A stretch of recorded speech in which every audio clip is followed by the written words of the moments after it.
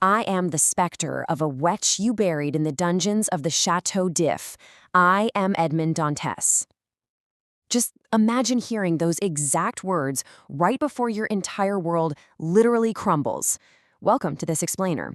Today, we're diving headfirst into what is absolutely one of the greatest, most ruthless stories of payback ever written.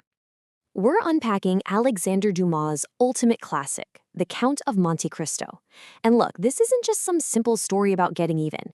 It's practically a master blueprint for meticulous, cold-blooded retribution. We're going to see how a man is completely destroyed, only to resurrect himself as this almost supernatural force of justice, methodically dismantling the lives of the guys who ruined him. Dumas's 1844 masterpiece is, well, it's massive. We're talking hundreds of pages and decades of complex, tangled history. But for this explainer, we're stripping away the filler. We are distilling this epic down to its absolute most thrilling core to uncover the brilliant, calculating machinery of the Count's revenge. Because as you'll see, absolute despair breeds absolute obsession. Section 1. The Sailor's Betrayal. Let's set the stage. To really grasp the sheer scale of this revenge, you have to understand the staggering amount of time stolen from our guy here.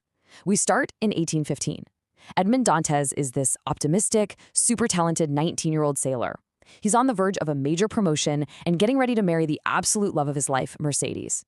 But then, in a flash of terrible betrayal, everything is violently ripped away. He's thrown into the pitch-black, agonizingly silent dungeons of the Chateau d'If for a political crime he literally didn't commit. And he rots there for 14 agonizing years. 14 years of madness, near starvation, and eventually a hardened, obsessive education from a fellow prisoner, Abbe Faria. So when Edmond finally escapes and reemerges 23 years after that initial betrayal, the hopeful boy is dead. In his place stands the fabulously wealthy, completely unfeeling Count. The entire, meticulously planned retribution hinges on a very specific hit list of 3 conspirators. These are guys who built their luxurious lives directly on Edmond's invisible grave. First up, Fernand. Originally, he was just a jealous fisherman, desperate to steal Edmond's fiancée, Mercedes. Through deceit and war profiteering, he buys his way into becoming the powerful, supposedly honorable Count of Morcerf. Then there's Danglars. He was the fiercely greedy supercargo who physically wrote the treacherous letter framing Edmond in the first place. He leverages his cunning to become a vastly wealthy, unfeeling Parisian banker. And finally, Villefort. Oh man, perhaps the most despicable of all. He was the ruthless prosecutor who knew exactly how innocent Edmond was, but threw him in a dungeon anyway, just to protect his own father's treasonous political secrets. Villefort climbs right over Edmond to rise to the elite rank of Procureur du Roi. Section 2, Birth of the Count. To pull off revenge on this unprecedented scale, Edmond doesn't just change his name. No, he completely fractures his identity into this complex, terrifying web of personas. He operates like a phantom, playing multi-dimensional chess against his enemies. He becomes the enigmatic Count of Monte Cristo to effortlessly infiltrate Parisian high society. He poses as the stern Abbé Busoni to extract deep, guilt-ridden confessions. He acts as the eccentric Sinbad the Sailor to anonymously reward his few loyal friends. And he creates Lord Wilmore to manipulate vast sums of money and set up untraceable credit. It is an obsessive, flawlessly executed masquerade designed to trap his betrayers from every conceivable angle. They literally think they're fighting different forces when it's all just one man. Section 3, The Web of Vengeance. The Count's strategy is so incredibly chilling because he rarely resorts to simple, quick murder. Instead, he orchestrates these elaborate traps where his enemies basically dismantled their own perfect lives piece by piece. Take Fernand. The Count brings a young Greek woman named Haydée de Paris. Before the highest court, she testifies that Fernand, who is now revered as this untouchable military hero, actually committed horrific treason. He betrayed her father, Ali Tepelini Pasha of Yanina, to his enemies, and sold Haydée and her mother into slavery just to get rich. She tells the shocked court, "He did not dare to keep us, so we were sold." This is the head of Ali Tepelini Pasha of Yanina. The Count uses this undeniable testimony to publicly and completely expose Fernand's dark past, utterly destroying his honor, his legacy, and his family name in one single devastating blow. But vengeance is inherently messy, right? Especially when it entangles the people you once desperately loved. In a heartbreaking, incredibly tense pivot, Mercedes, the woman Edmond was supposed to marry, who by the way recognized him instantly despite all his disguises, she comes in the dead of night to plead for her son Albert's life. Albert had fiercely challenged the Count to a duel over his father's public ruin.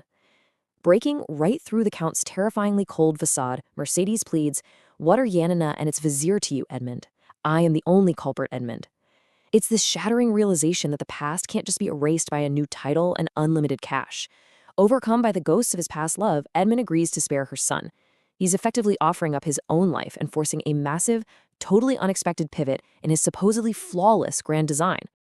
Section 4. Takedown of the conspirators. The confrontation that follows is, hands down, the most intensely satisfying yet horrifying psychological climax in the entire story. Fernand is utterly disgraced, his reputation is in ashes, he's abandoned by his wife and son, and he storms into the Count's home intent on brutal murder. But instead of drawing weapons, the Count finally drops the act. He strips away the gold, the titles, the mystery, puts on his old sailor's outfit, and corners his betrayer. He tells him, "Fernand, of my 100 names, I need only tell you one, a face you must often have seen in your dreams since your marriage with Mercedes." He reveals the one name Fernand fears most, Edmond Dantès. The revelation is so psychologically shattering, so overwhelmingly terrifying, that Fernand doesn't even try to fight. He just flees to his own home in absolute terror and takes his own life. Now, if Fernand's takedown was a surgical strike, the destruction of Villefort is where the Count's revenge machine spins wildly out of control.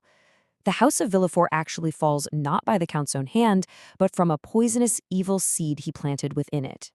The Count subtly introduces the concept of untraceable poison to Villefort's ambitious, murderous wife, Eloise.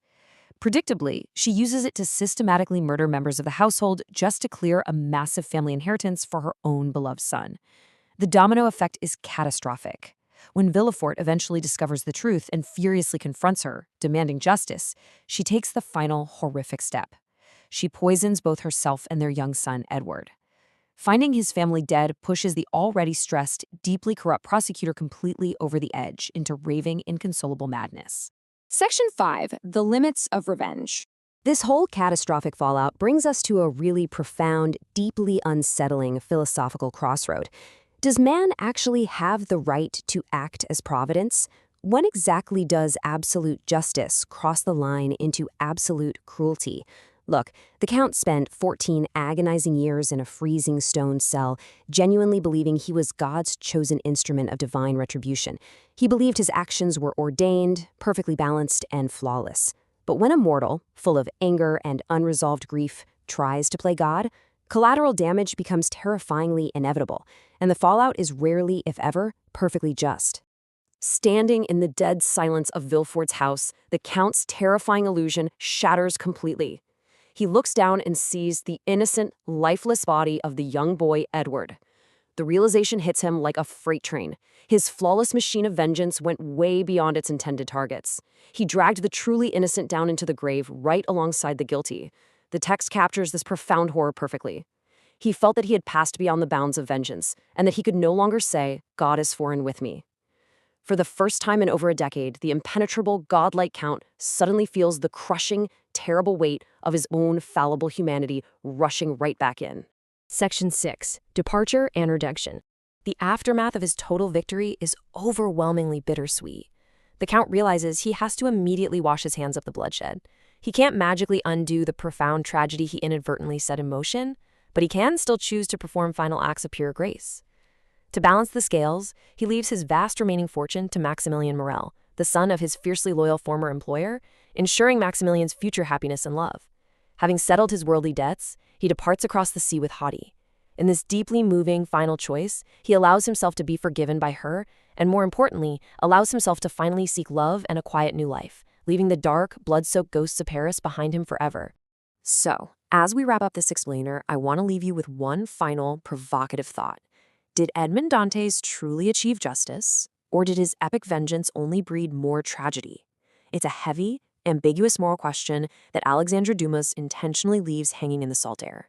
It's a weight that totally sticks with you long after the story ends. Keep questioning, keep learning, and I'll catch you on the next explainer.